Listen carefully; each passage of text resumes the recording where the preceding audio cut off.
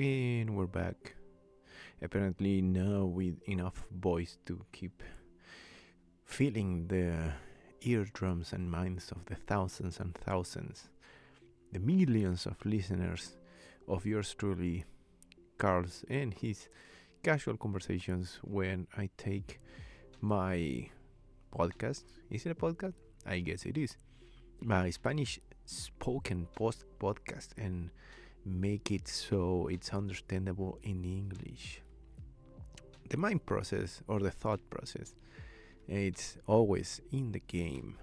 Now, this week, it actually has been streamlined because since I did my Spanish episode, I think I've been clearer than ever. So, this week, I'm gonna talk to you all on the internet about Supergirl, this year's latest entry in the DC EU movie universe, spearheaded by James Gunn, in this case, directed by Gillespie, well, and starring Millie Alcock as Kara Sorel, Supergirl. There's one thing that you can say immediately about this movie, and one is that after it came out, and we've been a month or so since it came out, the movie has gained that sort of awkward recognition that media gets nowadays. The recognition of, how can you call it, the reactions. You get this sort of personality that doesn't necessarily belong to the movie. In case of Supergirl, is this kind of like halo or ghost of failure. Didn't make enough money, box office failure, and whatever. So by now, I guess most people on the world and on the internet have this idea that this movie is certainly mediocre at best. And it's a good way of measuring this movie. It's a good way to describe it. It's not an awfully bad movie. It has good performances, good enough visuals. It's entertaining. Perhaps it's a bit long, but it's mediocre. If you come out of the theater after watching Supergirl, and the one thing you get into your mind is like, this didn't leave me anything. It doesn't have a special flavor at all. Not that every movie needs to do so, but it comes to show how by now we are so desensitized to these sort of movies about superheroes and fantasy, which is really sad. But what I want to talk about Supergirl is not how mediocre it is. It's how it leads us to a really special kind of like reflection about the whole subject of superheroes, movies, and media. So we by now can say that they exist separately, the world of comic books and the world of movies based on comic books, which this is the case, right? By now, I guess everybody knows, even if you don't read comics, everybody knows that these movies, they are based on comic books, they're based on stories, they're based in heroes, whatever you want to call it. Everybody knows by now that we have comic books and we have movies. Everybody does now. But what does this really mean, or what does this really imply for movies and any product related to it? I think you can think about this in two ways. One is keep them completely separated, and the other one is to see the connections in between them. Now, here's where Supergirl made a crucial mistake, because they used the comic book which the movie is based on as publicity for the movie itself. The comic being Supergirl Woman of Tomorrow, written by Tom King and masterfully illustrated by Bilquis Ebelquis. I don't know how to pronounce her, this Brazilian illustrator that she's won plenty of awards because she's just that great. What's the problem with this? So you have the comic books and you have adaptations on it. I think that you always lose some things and gain some things. Mostly the thing you gain the most when you adapt either a book or a comic book, something that is not live action, is the people themselves. which more often than not is surprisingly enough. Seeing the performances, the feelings, the emotions through the eyes and the face of a real person, it does have a higher impact. Then again, what do you lose? And when you ask yourself that question, sometimes you forget that how special comic books are as a medium. That that is key to understanding Supergirl's mediocrity. This being that the comic book is super special. Supergirl Woman of Tomorrow was a highly awarded and beloved comic book for many reasons, but you can summarize all of them that it was special. The art was unique. It was a mini series, so it had one topic that it could go through. The narrative style of it was so special. The comic book is written from the perspective of Ruthie, a character who we do see in the movie, and the whole plot of the comic book is that Krem, the bad guy is it of the Yellow Hills? I keep forgetting, but the bad guy in the comic book, he murders Ruthie's father in front of her, and Supergirl just happens to be there. It's a mere coincidence that she is there at that moment, and that leads to their both of them adventure chasing the bad guy Krem throughout many places on the galaxy. And here's the thing about it. In the book, this is really complicated to explain sometimes, because Tom King likes to write things from different characters' perspectives and sometimes from different points in time. So Supergirl Woman of Tomorrow is told from the perspective of Ruthie in the future, as she's writing a book about her adventure with Kara. You see? So every vignette, I think that's how we call it in English, right? Every narration in the book is made not only by other character, not Kara, but Ruthie, but in the future. So you're reading this sort of fictionalized, imaginative narration of what's going on, but at the same time you're seeing the events happening in the book. It's really fun, it's really entertaining, but basically what it means, or what it leads you as a reader, it leads you to the thought process of Ruthie herself as she experiences this adventure with Kara, which means, like, I don't know, anything that happens, you are being led to what she thinks or what she learned about it. And that's important, because the whole book is about her learning to live with her rage, to learning to live with her grief. And this is better. I mean, there's no better time than now that say that I really gonna go through spoilers while I talk about this movie and this comic book, because it's really important to understand my point based on the ending of both the book and the movie. And there are some things that get changed anyway in the whole process. So we're talking about things we lose, right? So we lose this perspective. We lose not only the narrative style of the comic, but we lose the purpose of the comic, the objective, which is to portray Kara from the eyes of another person. And that is the whole purpose of a movie like this, right? Introducing Supergirl to the DCEU in this moment, when all we have is basically Superman. I mean, we have all of the other characters, but they haven't been main characters. They're secondary characters, so we don't know much about them, right?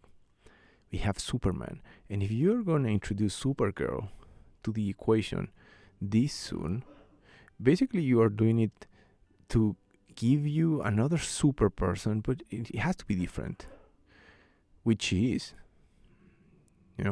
Kara is different to Clark in any iteration of the characters.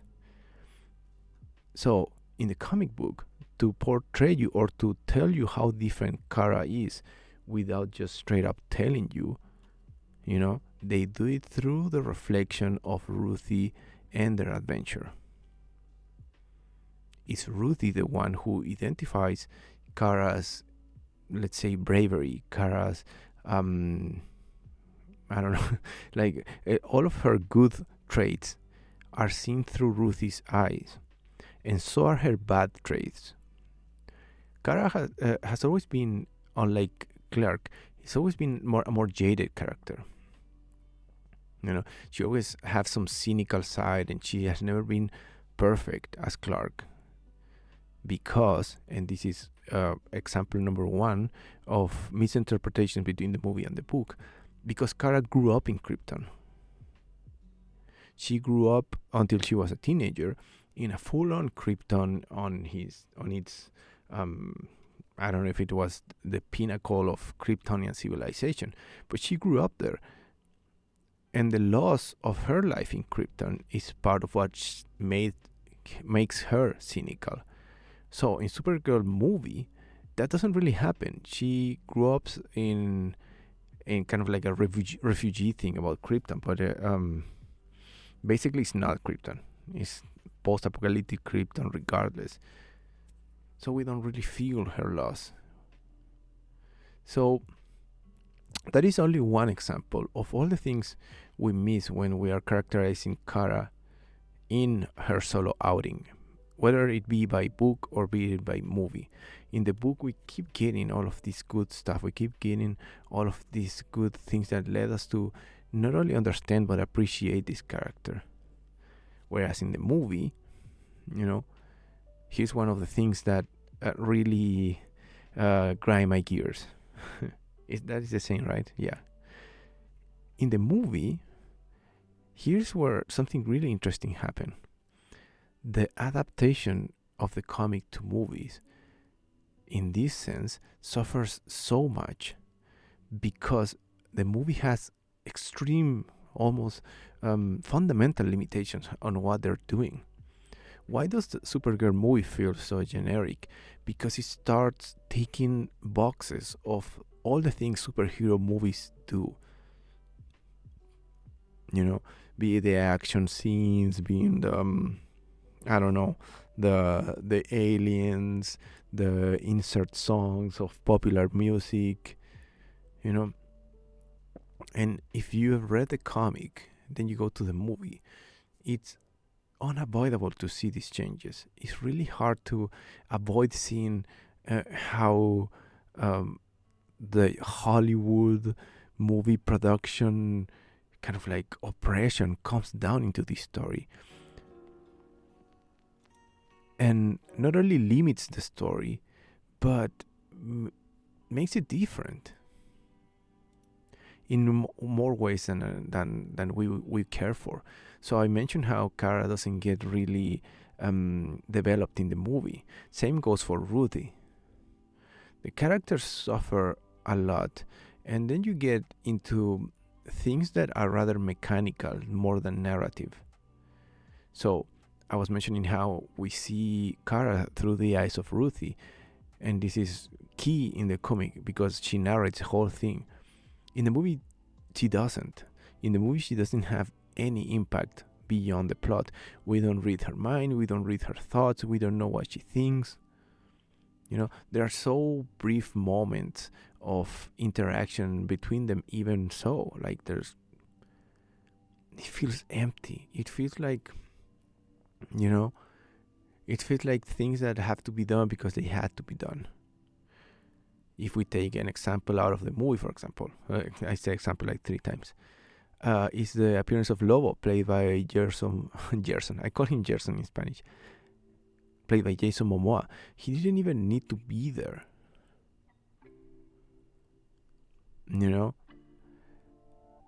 So we see the movie immediately, like by the half of it, you already see it as a different thing. You already see and feel the loss of the interesting thing from the comic.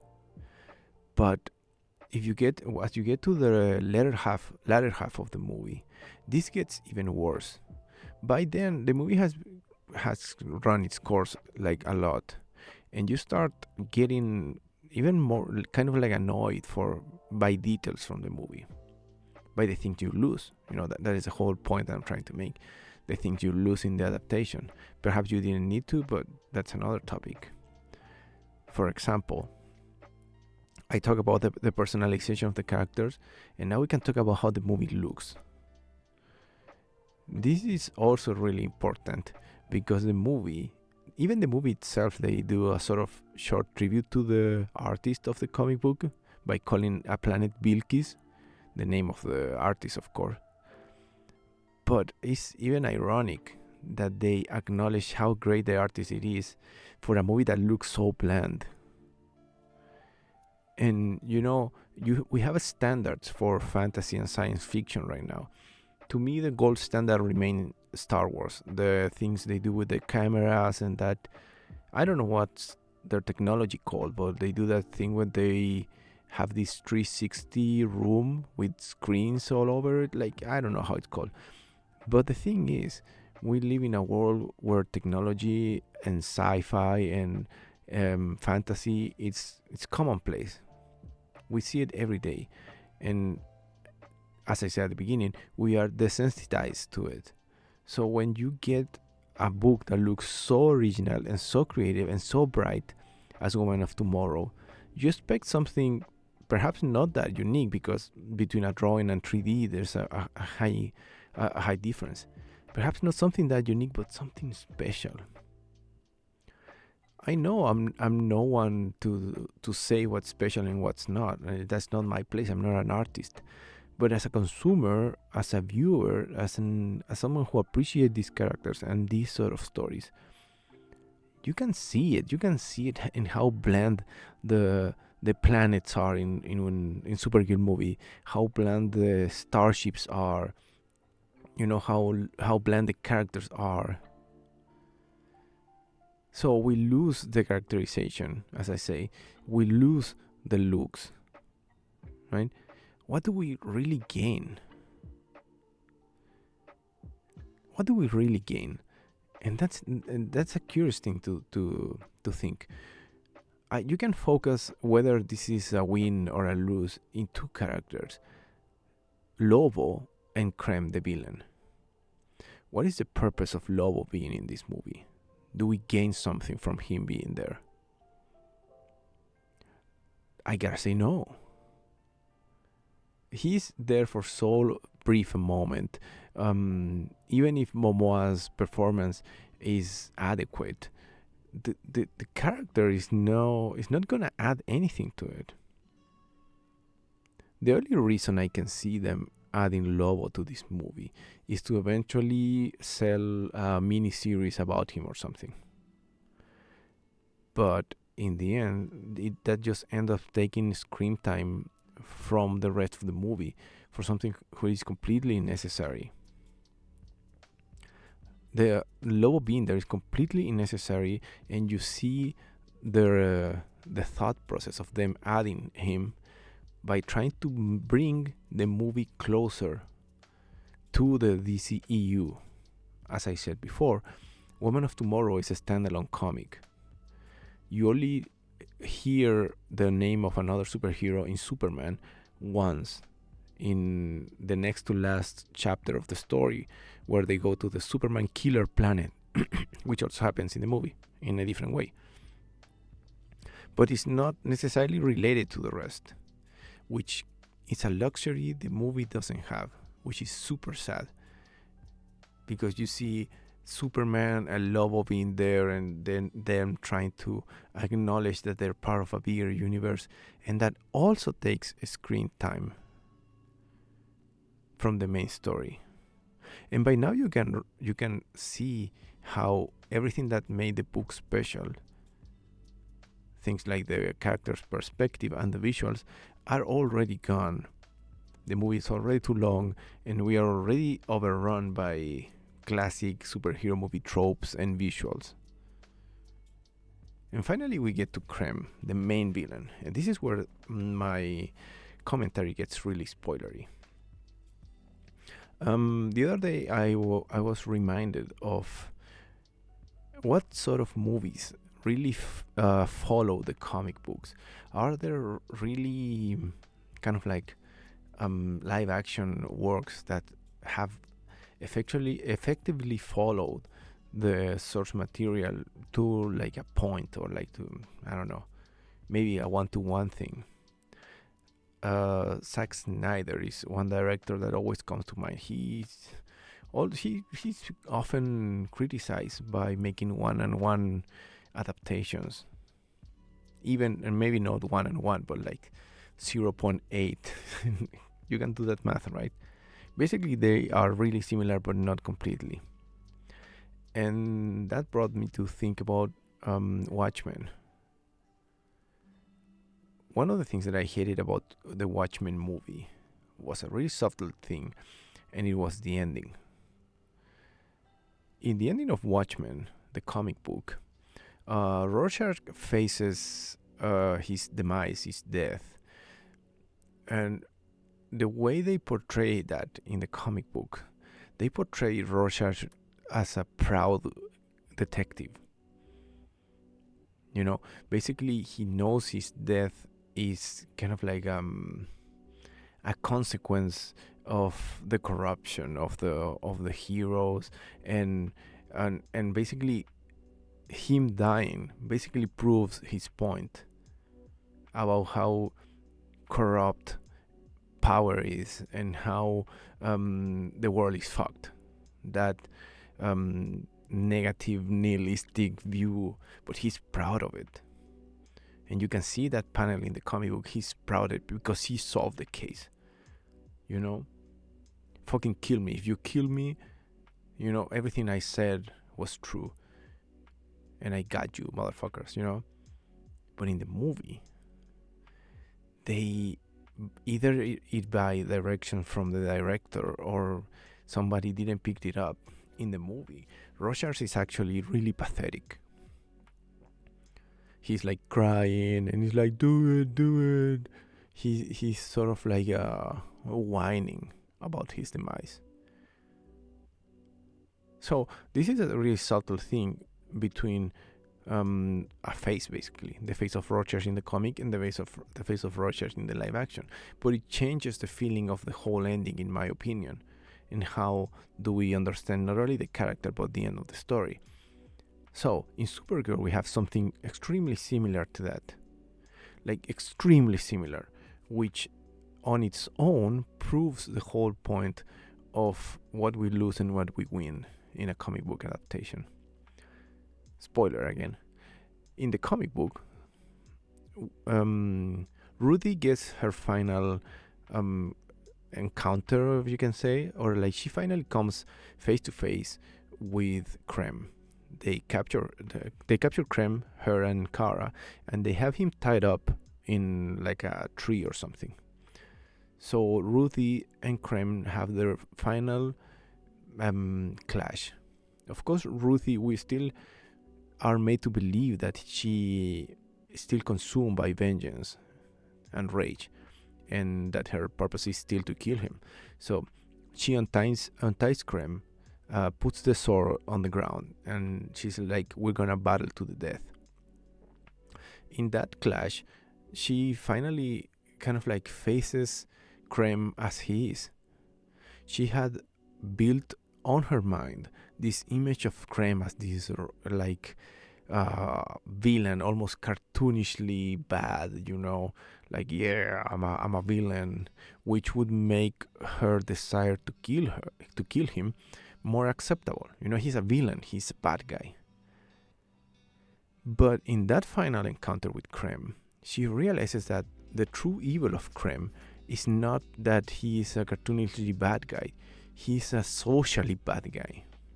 He's an amoral bad guy. Krem sort of reveals his intentions, and he downplays the murder of Ruthie's father. He says, he was just, you know, what is it? What do you call like a side, something like side effect? But basically, like, he doesn't care who her father was. He just killed him because he was a criminal. He had no moral fiber. And in that process, Ruthie realizes that killing him, it's meaningless. Because he is an empty shell of a person. Like that is the core of it. Krem is a villain made by society, even if he's not from Earth. Her lack of moral compass, her lack of compassion, that is a consequence of society.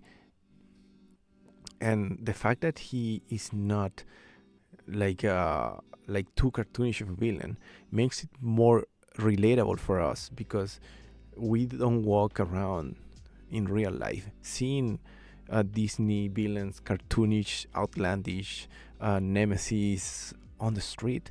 The true evil of society is in a way in all of us, in the petty criminal, in the in the person who wasn't educated enough or didn't have the chance to develop a moral fiber. That is the real evil. So Ruthie, I'm still talking about the comic book, by the way. So Ruthie chooses to forgive him, and Kara comes down to face him, and now Kara is faced with the chance of killing Krem. This part in the book is so good, because it is revealed that Kara was never in this adventure for the reasons they said at the beginning.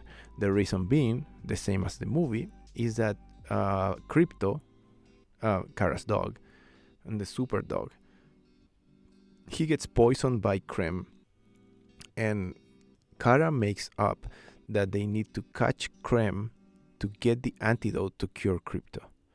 She makes this up in the comic book. This is not true.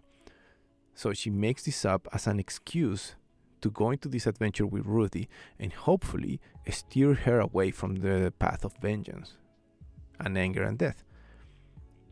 With that in mind, at the end of the comic book, Kara gets so consumed by rage and hate that she almost kills Krem.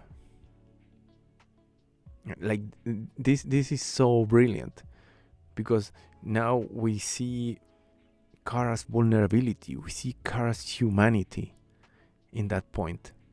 She came into this adventure to try to teach Ruthie a lesson, but at the end she is as vulnerable as she is.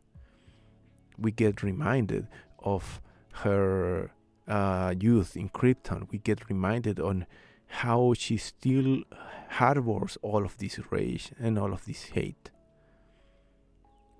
So at the end of the comic book, Ruthie stops her and she says, I understand. We are the same. Let's be better together. So in the end, Ruthie saves Kara as much as Kara saved Ruthie. And they both get saved by the empathy that they share on their respective tragedies. It's really emotional. It's really moving. I did cry with the comic book, but because it was great. So, that's the book. Getting to the movie. How does the ending of the movie progresses? We have to jump a little bit back towards as I said, the next to the last chapter in the comic book, where Kara gets trapped with Ruthie in this planet, which was made to... It was basically a planet made as a Superman killer jail, because the planet was planted, it had like kryptonite seeds in it.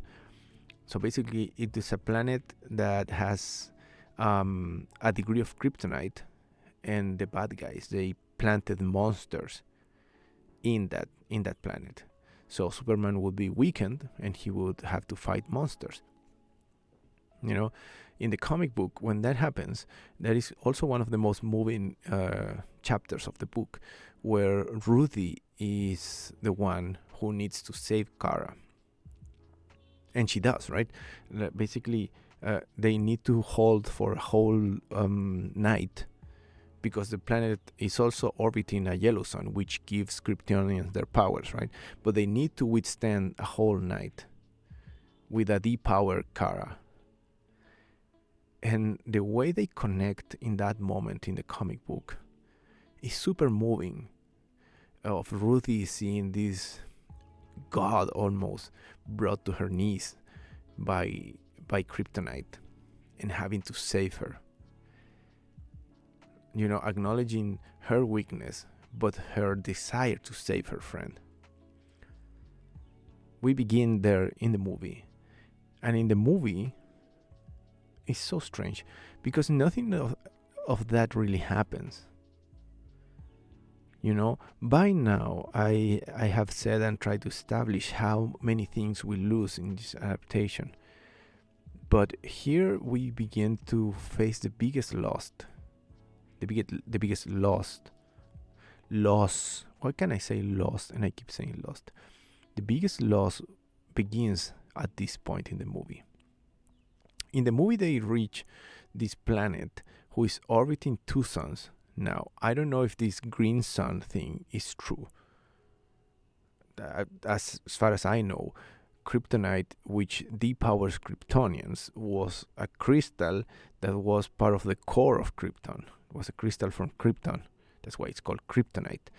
I don't know why they came up with this green sun. I don't understand it.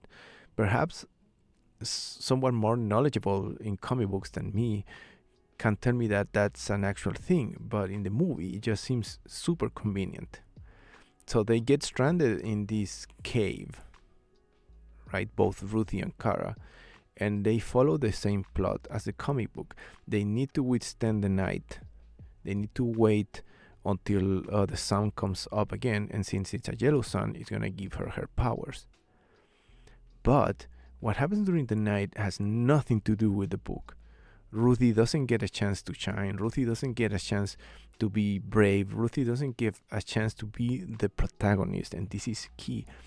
In the comic book, it's called Supergirl, Woman of Tomorrow, but the protagonist of the book is Ruthie, not Kara.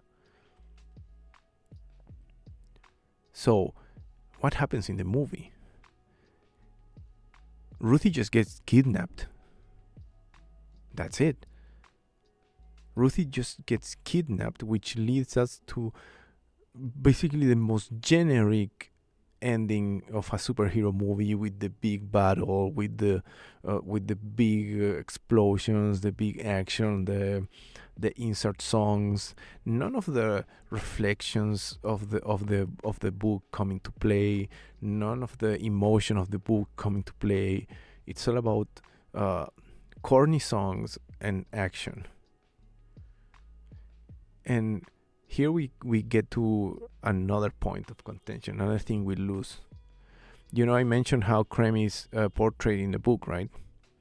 And I mentioned how unnecessary was the change for Lobo as another character that was completely messed up. Krem is the other one. Krem is the biggest loser as in the main characters of the book when they were adapted to the movie. Krem is by far the biggest loser. You know how I mentioned how in the book he's not cartoonish at all? It seems like they went night and day adapting Krem into the movie. In the movie, he's a cartoon. He's ridiculously bad. He's like a murder rapist criminal, and they put like piercings on his face. He's a joke of a character. He's such a cartoonish villain that the spirit of the climax of the book loses all of its layers, loses all of its impact. It's not it's not emotional, it's not a connection, it's just a cartoon of good and bad. So when finally Ruthie and Krem seems to be about to have their final showdown in the movie, that doesn't even happen. Kara stops it immediately, and she comes stop her, and she says the most out of the blue generic kind of fairy tale, and she goes what did she say? She says something like, killing him won't bring your parent back, or killing him won't bring your that is the bare minimum of what's going on there. And that's not even the worst. Like, this is the mega spoiler, right? And something that I can't, to this very moment, understand why they chose to do so. After giving Ruthie the whole speech on how vengeance is not good and everything and blah blah blah, right? Which, as I said before, in the book gets so much development, and we get that moment where the roles are reversed and Ruthie eventually saves Kara. In the movie, Kara stops Ruthie and then she goes and kills Krem. That's it. That's it. There's no speech. There's nothing. She just kills him. She says some stuff like I don't know, you deserve it or something. But she just goes and kills him. And this is the final straw in the things we win and the thing we lose in the adaptation. We lost that beautiful ending where Ruthie saves Kara and they connect through their pain and through their weakness. And they connect by their desire to be better, by not living in fear, by not living in pain. We lost all of that for a generically written, generically shot, plain ugly. They are like the ending of the movie happens in like a desert planet. It looks like you know what it looks like? It looks like a Power Rangers episode. Mighty Morphin Power Rangers, they shot all of their stuff in a quarry, like a rock quarry, because they had to blow stuff up and everything. But everything was just rocks. It was a mountain of just rocks. That's what it looks like, the ending of the movie. If you compare that to how pretty the book is, it's almost an insult. So in the end, Krem is a lame character. We don't have the connection between the main characters. We don't have Kara's learning anything or Ruthie. They just kill him and everything ends in the generic vibe that the movie has already trained us to experience in a way. Like, by the end of the movie, you're sort of like hopeless that anything unique is gonna happen, But part of you kind of like holds hope to that something different is gonna happen. Sadly, and to keep on with the spoilers, nothing does happen. And by the end of the movie, it's so bland and generic that I couldn't even help to notice that how these modern movies, they always end with fun credits where they have like graphics or funny colorful songs that they introduce the characters, like what I'm talking about if you've been into the movies and seen superhero or fantasy movies for the last like 15 years. They have colorful animated credits. This one doesn't have anything. This one just goes to the classic black and white scrolling credits. Plain, mediocre, boring, just as the rest of the movie. And that's it. If they hadn't said that this movie was based on Woman of Tomorrow, it would have been just another mediocre superhero movies. But since they did say, and since they made it part of the publicity of the movie, since they made it part of the movie, this is the biggest mistake they could have done.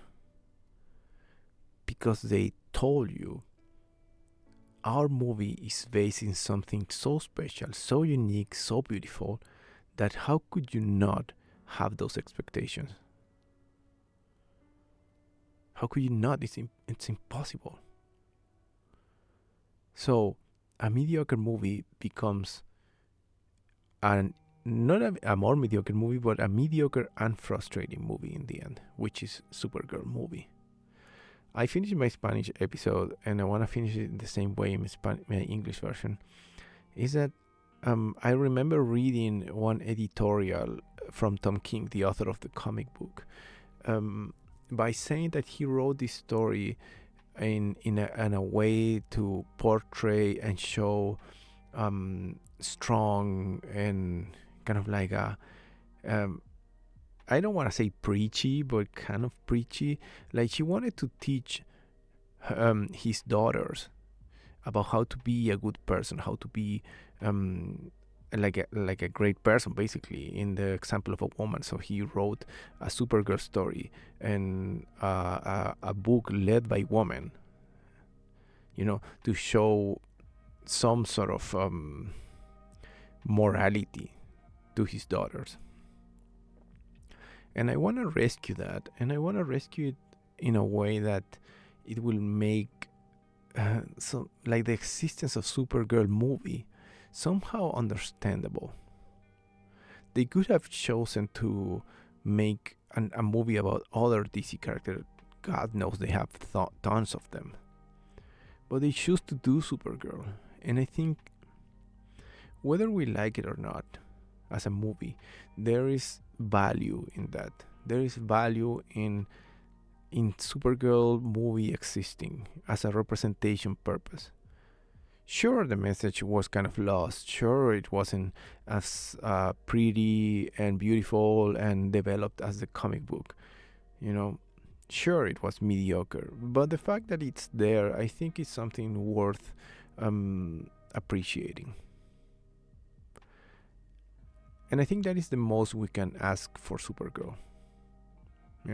To be an act of presence for women in this fictional world, in this fictional field. You always need as many superhero men as you need superhero women. It's just how it should go. So it's sort of like a bare minimum, but that's all we get. And as I run out of time, we can make like a final conclusion. Supergirl is just mediocre, man. Like there's no two ways about it. Even if some of the performances are good, even if the effects are on par to the mediocrity, it doesn't feel special. And even if we can appreciate the fact that a woman-led superhero movie exists at this point in time, which is always something to value, and that's something to be appreciated. By God, they gave us a mediocre one.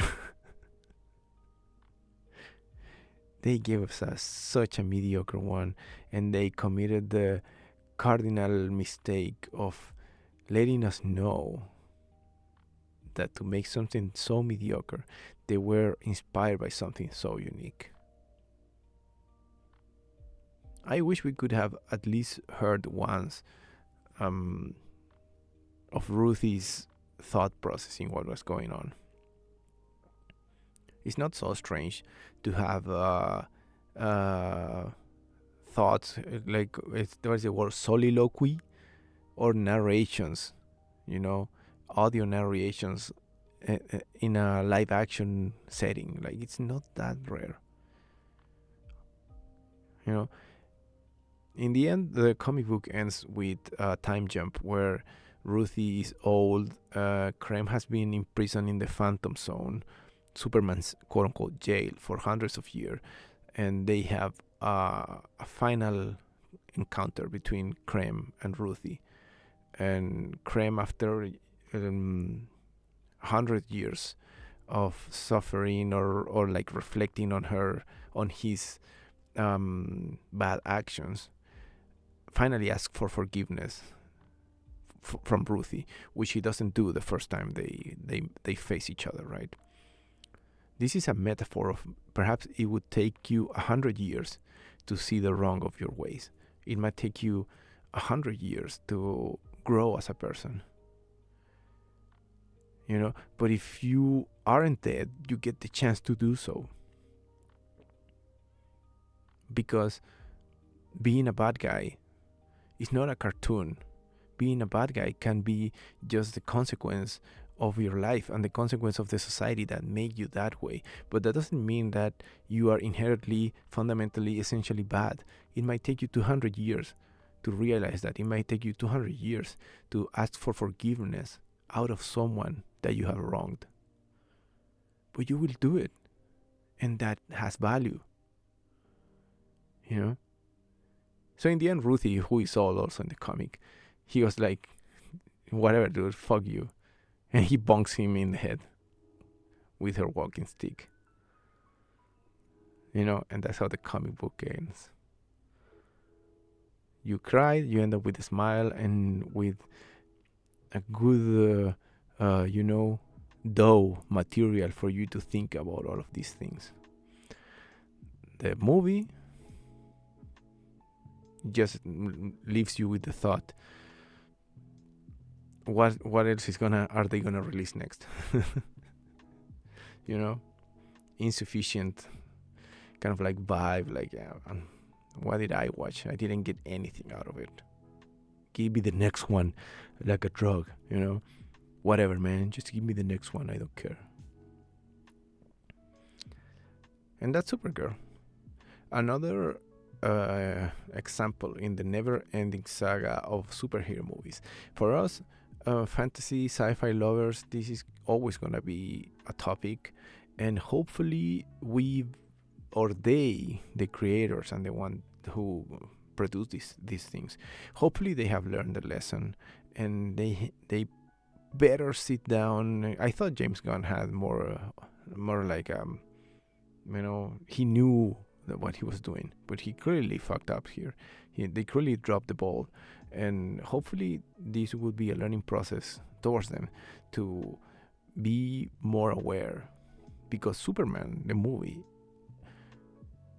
it's not generic at all. Of course it has all the tropes of superhero movies, but it tries, and you can tell it tries not to just be another James Gunn pop culture filled movie, but it tries to be special, it tries to be emotional, it tries to be human. Supergirl doesn't do that, barely. So anyways, let's leave it at that.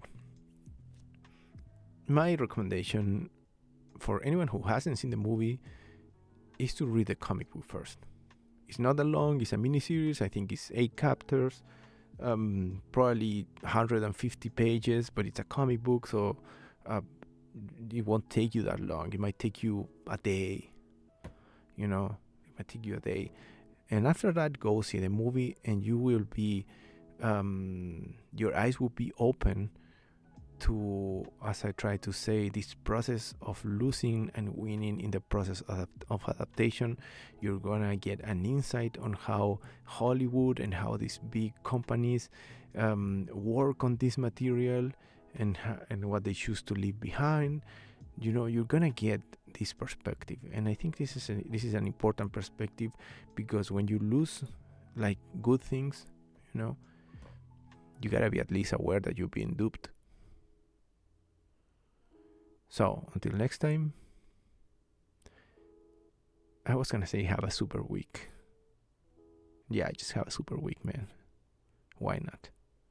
Watch out for that green sun. Ho ho, bye bye.